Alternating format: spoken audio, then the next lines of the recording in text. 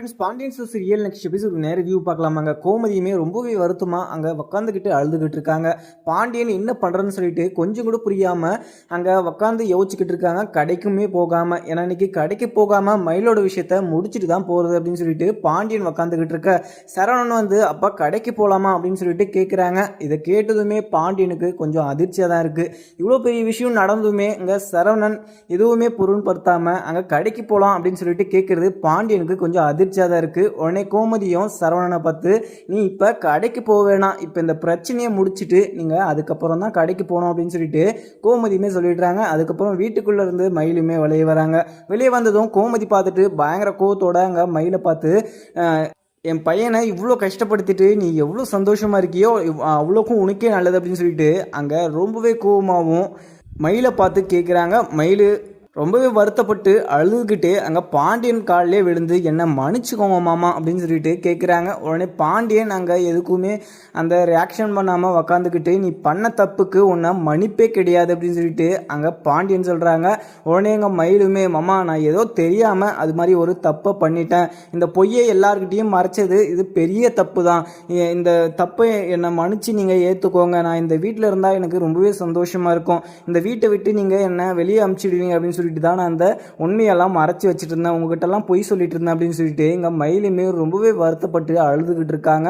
அங்கே பாண்டியன் பார்த்துட்டு இதுக்கெல்லாம் எந்த ரியாக்ஷனும் கொடுக்காம, நீ செஞ்சது தப்பு தான், என்னாலலாம் மன்னிக்க முடியாது, சரவணன் உன் கூட சேர்ந்து வாழ்றதுக்கு அவனுக்கு துளி கூட விருப்பம் இல்லையா, அவன் தான் இந்த விஷயத்தில் முடிவு எடுக்க வேண்டியவன் அப்படின்னு சொல்லிட்டு இங்கே பாண்டியன் சொல்லிடுறாரு. உடனே சரவணனும் உடனே ரொம்பவே கோவமாகவும், உடனே ட்ராமா பண்ணுறதுக்கு வெளியே வந்து அழுதுகிட்டு இருக்கியா, உன் அழுகலையெல்லாம் எனக்கு தெரியும், நீ பொய்யா அழுவ, பொய்யா நடிக்குவ, நீ பொய்யிலே பிறந்தவ அப்படின்னு சொல்லிட்டு எனக்கு எல்லாமே தெரியும், உன்னோட சுயரூபம் எல்லாமே தெரியும், இன்னும் என்னென்ன பொய்யில்லை நீ மறைச்சி வச்சுக்கிட்டு அப்படின்னு சொல்லிட்டு சரவணன் பயங்கர கோபமாகவும் திட்டிக்கிட்டு இருக்காங்க.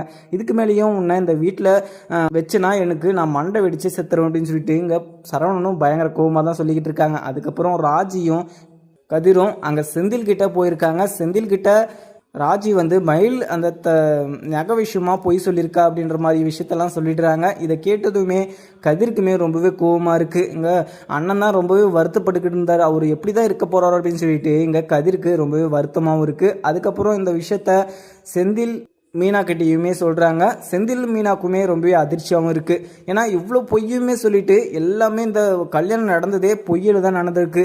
அவங்க எத்தனை பொய் சொல்லியிருக்காங்க, நகை விஷயத்தில் பொய் சொல்லியிருக்காங்க, படிப்பு விஷயத்தில், வயசு விஷயத்தில், எல்லா விஷயத்துலையும் பொய் சொல்லி இப்படி கல்யாணம் பண்ணி வச்சுட்டு அங்கே நம்ம குடும்பத்தவே ஏமாற்றிட்டாங்க அப்படின்னு சொல்லிட்டு செந்திலுமே சொல்லவும், உடனே மீனாவும் அவங்க எப்போவுமே பொய்யை நடிச்சுக்கிட்டு இருக்காங்க, அந்த தங்க விஷயம் மட்டும்தான் பொய் சொல்லியிருக்காங்க அப்படின்னு சொல்லிட்டு எங்களுக்கு தெரிஞ்சு நான் இந்த விஷயத்த யாருக்கிட்டையுமே சொல்லாமல் நாங்கள் வச்சுக்கிட்டு இருந்தோம், ஆனால் இதில் வயசு விஷயத்துலலாம் பொய் சொல்லி வச்சுருக்காங்களே, அவங்களுக்கு கொஞ்சமாவது மனசாட்சி இருக்கா அப்படின்னு சொல்லிட்டு இங்கே மீனாவுமே சொல்கிறாங்க. உடனே இதெல்லாம் நம்ம சும்மா விடக்கூடாது அப்படின்னு சொல்லிட்டு நம்ம அத்தைக்கிட்ட இந்த விஷயத்த சொல்லி ஆகணும், ஏன்னா நம்ம மனசுக்குள்ள வச்சுருந்தீங்கன்னா நம்மளையுமே தப்பாக நினச்சிப்பாங்க, நம்ம இந்த விஷயத்த இப்போயுமே சொல்லலைன்னா நம்ம மேலே தப்பாயிடும் அப்படின்னு சொல்லிட்டு மீனாவுமே சொல்லி அங்கே மொத்த பேருமே கூட்டிகிட்டு வந்துடுறாங்க. இங்கே செந்தில், மீனா, ராஜி, கதிர் அப்படின்னு சொல்லிட்டு 4 பேருமே இந்த விஷயத்த சொல்கிறதுக்காக அங்கே வந்து கிளம்பிடுறாங்க. இங்கே சரவணனும் பயங்கர கோவமாகவும் மயிலை திட்டிக்கிட்டு இருக்காங்க. அதுக்கப்புறம் என்ன, குமாருமே அரசிக்கிட்ட பேசணும் அப்படின்னு சொல்லிட்டு துடிச்சிக்கிட்டு இருக்காங்க. அரசி கூட சேர்ந்து சந்தோஷமாக வாழணும், மறுபடியும் அரசியவே நம்ம கல்யாணம் பண்ணிக்கணும் அப்படின்னு சொல்லிட்டு இங்கே குமாருமே துடிச்சிட்டு அங்குக்கு இங்குன்னு சொல்லி சுற்றிக்கிட்டு இருக்காங்க.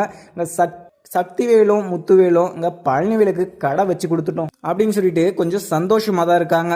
இப்போ அவங்க சந்தோஷமாக இருந்தாலுமே ஒரு சைடு பாண்டியன் குடும்பத்திலேருந்து இங்கே பழனிவேலை நம்ம பிரித்து கூட்டிகிட்டு வந்துட்டோம், அந்த ஒரு நிம்மதியும் சந்தோஷமும் இருக்குது. ஏன்னா இவங்க 2 குடும்பத்துக்கும் 30 வருஷ பகை, அந்த பகையை இந்த மாதிரி விஷயத்துலாம் காமிச்சு அங்கே பாண்டியனை ரொம்பவே கோவம் ஏற்றிக்கிட்டு இருக்காங்க. ஆனால் பாண்டியன் இங்கே பழனிவேலை கொஞ்சம் கூட பார்த்தீங்கன்னா புரிஞ்சிக்காம, அங்கே பழனிவேல் மனசை புரிஞ்சிக்காம காயப்படுத்தி இந்த வீட்டை விட்டு வெளியே அனுப்பிச்சிட்டாங்க. ஆனால் பழனிவேலுமே பாண்டியன் மேலேயும் கோமதி மேலேயும் அளவுக்கு மீறி அன்பு வச்சுட்டு இருந்தாங்க. ஆனால் அதெல்லாம் பொருட்படுத்தாமல் பாண்டியன் ரொம்பவே அசிங்கமாகவும் திட்டி இந்த வீட்டை விட்டு துரத்தையுமே விட்டுட்டாங்க. ஆனால் பழனிவேலுமே அவங்க திட்டந்தெல்லாம் ஏற்றுக்கிட்டு இங்கே கோமதிக்கிட்டேயுமே பேசுறதுக்கு வராங்க. ஆனால் கோமதியுமே மூஞ்சி கொடுத்து கூட பேச முடியாமல் அவங்க பழனிவேலை துரத்தி அனுப்பிச்சிடுறாங்க. அதுக்கப்புறம் பழனிவேலுக்குமே மனசு கஷ்டமாக, நம்ம பேசியுமே பிரயோஜனம் இல்லை அப்படின்னு சொல்லிட்டு அவருமே சைலண்ட் ஆகிடுறாரு. அதுக்கப்புறம் சுகன்யா, நம்ம இவரை எப்படியாவது நம்ம வழிக்கு கூட்டிகிட்டு வந்துடணும், இப்போ கூட அந்த பாண்டியன் குடும்பத்தை பற்றி நினச்சாவே இவர் அவங்க போயிட்டு அவங்க சைடு சாஞ்சிடுறாரு அப்படின்னு சொல்லிட்டு சுகன்யாவுக்கு கொஞ்சம் வருத்தமாக தான் இருக்குது. ஏன்னா சுகன்யா எப்படியாவது நம்ம வழிக்கு கூட்டிகிட்டு வந்துடணும் அப்படின்னு சொல்லிட்டு எவ்வளவோ ட்ரை பண்ணிக்கிட்டு இருக்காங்க. ஆனால் பழனிவேல் அவர் பாண்டியன் மேலேயும் கோமதி மேலேயும் அளவுக்கு மீறி அன்பு வச்சுக்கிட்டு அவங்க பாசத்துக்காக இயங்கிக்கிட்டு இருக்காங்க. ஆனால் பாண்டியனுக்கும் கோமதிக்கும் இது புரிஞ்சுமே அங்கே மனசை புரிஞ்சுக்காம இந்த வீட்டை விட்டு துரத்தி விட்டுட்டாங்க. அதே மாதிரி கடைசி வரைக்கும் உங்களுக்கும் எங்களுக்கும் எந்த உறவும் இல்லை அப்படின்ற மாதிரியுமே சொல்லி அமுச்சு விட்டுருப்பாங்க. ஆனால் கடைசியில் இந்த உண்மை தெரிஞ்சு அந்த பாண்டியனும் கோமதியும் என்ன ஆக போகிறாங்கன்னே தெரியாது. அதுக்கப்புறம் இங்கே மயில் விஷயத்த சொல்லலாம் அப்படின்னு சொல்லிட்டு இங்கே மீனாவுமே வீட்டுக்கு வந்துடுறாங்க. வீட்டுக்கு வந்து அத்தை என்னத்தை எப்படி இருக்கீங்க அப்படின்னு சொல்லிட்டு கேட்குறாங்க. நான் எப்படி இருந்தால் என்ன மீனா, இந்த வீட்டில் நடக்கிறதெல்லாம் பார்த்தா எப்படி நான் நல்லா இருக்க முடியுமா அப்படின்னு சொல்லிட்டு கோமதிக்கு சொல்கிறாங்க. உடனே மீனாவும் அத்தை அங்கே மயிலக்கா செஞ்ச விஷயம் மிகப்பெரிய தப்பு தான். அதே மாதிரி இன்னொரு உண்மையுமே மறைச்சி வச்சிட்ருக்காங்க அவங்க. இந்த உண்மையை உங்ககிட்ட சொன்னாங்க மயிலை அந்த வீட்லேயே வைக்க மாட்டீங்க. இந்த உண்மை எனக்கு முன்னாடியே தெரியும். ஆனால் அவங்க இந்த விஷயத்தில் இந்த வீட்டை விட்டு வெளியே போகக்கூடாது, எப்படியோ இந்த ஒரு விஷயம் தான் சொல்லி வச்சுருக்காங்க அப்படின்னு சொல்லிட்டு நினச்சேன். ஆனால் இவ்வளோ பெரிய ஃப்ராடுத்தனமாக இருப்பாங்க அப்படின்னு சொல்லிட்டு நான் கொஞ்சம் கூட எதிர்பார்க்கலாத்த. அவங்க இந்த வீட்டில் நிறைய பொய் சொல்லியிருக்காங்க. ஆனால் இன்னொரு பொய்யுமே சொல்லியிருக்காங்க. நகை விஷயத்தில் பொய் சொல்லியிருக்காங்க. 80 பவுனு அது தங்கமே இல்லை, அதில் 5 பவுன் மட்டும்தான் தங்கம், மீதி எல்லாமே டூப்ளிகேட் நகை அப்படின்னு சொல்லிட்டு இவங்க பேசிக்கிட்டு இருந்தாங்க அவங்க அம்மா கிட்ட. அந்த விஷயத்த நாங்கள் கேட்டுட்டோம் அப்படின்னு சொல்லிட்டு மீனாவுமே சொல்கிறாங்க. இந்த விஷயத்த கேட்டதும் பாண்டியனும் கோமதியுமே பயங்கர கோபமாயிடுறாங்க. உடனே மயிலை கழுத்தை நெரிச்சு கொள்கிற அளவுக்கு கோபம் வருது கோமதிக்கு. உடனே இவ்வளோ பெரிய பொய்யை சொல்லிட்டு சரவணனை எவ்வளோ கஷ்டப்படுத்திருக்கா, இவளை நான் என்ன பண்ணுறதுன்னு சொல்லிட்டு நான் கொஞ்சம் கூட எனக்கு தெரியலைங்க, இவளை நீங்களே ஏதோ ஒன்று பண்ணிவிடுங்க, எனக்கு இன்னுமே எனக்கு தோணலை அப்படின்னு சொல்லிட்டு இங்கே கோமதியுமே வருத்தமாக உட்காந்துக்கிட்டு இருக்காங்க. சரவணனுக்கு இன்னுமே அதிர்ச்சியாக இருக்குது. ஏன்னா இன்னும் நிறையா பொய் மறைச்சி வச்சுட்டு இருக்கா அப்படின்னு சொல்லிட்டு இங்கே சரவணனுக்கு தெரியும். ஆனால் இவ்வளோ பெரிய பொய்யெல்லாம் சொல்லி இங்கே இந்த வீட்டில் அவளை கல்யாணம் பண்ணி கொடுத்ததும் இல்லாமல் அவங்க அப்பாவும் அம்மாவும் இந்த வீட்டிலேருந்து காசை எல்லாமே கடையிலேருந்து எடுத்துகிட்டு போயிட்டு இன்றைக்கி வரைக்குமே அவங்க அப்பா அங்கே பாண்டியன் ஸ்டோர் கடையிலேருந்து காசை எடுத்துகிட்டு போயிட்டு செலவு பண்ணிவிட்டு அந்த கணக்கு தெரிய வரும்போது அது ஒரு பிரச்சனையாகி இப்போ இந்த வீட்டில் மயில் வாழவே முடியாத மாதிரி ஒரு விஷயமெல்லாம் மாட்ட போகுதுன்னு நினைக்கிறேன். அதுக்கப்புறம் இங்கே பாண்டியனுமே இந்த விஷயத்தில் என்ன முடிவு எடுக்கிறதுன்னு சொல்லிட்டு திணறி போய் நின்றுக்கிட்டு இருக்காரு. சரவணன் அங்கே மயில் கூட சேர்ந்து வாழவே மாட்டான் அப்படின்னு சொல்லிட்டு அங்கே வருத்தமாகவும் சொல்லிட்டு இருக்காரு. ஏன்னா இங்கே மயில் கடைசி வரைக்கும் இருந்தானா இங்கே சரவணன் நிம்மதியாகவே இருக்க மாட்டான் அப்படின்னு சொல்லிட்டு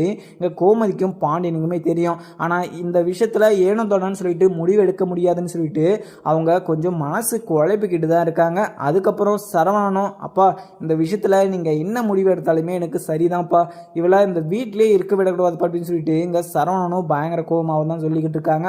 உடனே இங்கே பாண்டியனுமே இவங்க மேலே ஒரு கேஸ் கொடுத்து லைஃப் லாங் வெளியே வராத முடியாத மாதிரி இவங்கள உள்ள தள்ளலாதான் இவங்களெல்லாம் புத்தி வரும் அப்படின்னு சொல்லிட்டு இங்கே பாண்டியன் சொல்லிடுறாங்க. ஏன்னா எடுத்த உடனே நாம் இவங்களுக்கு பனிஷ்மெண்ட்டு கொடுக்கக்கூடாது.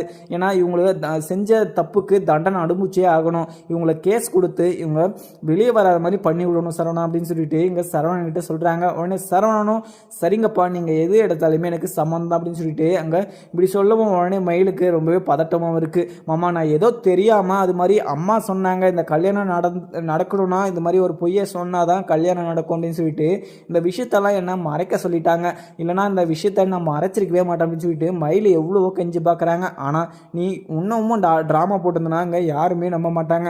ஏன்னா எங்கள் குடும்பம் நீங்கள் சொன்ன பொய்யை நம்பி ஏமாந்து நிற்கிறோம், மனங்க உடைச்சலுக்கு ஆளாயிருக்கோம்.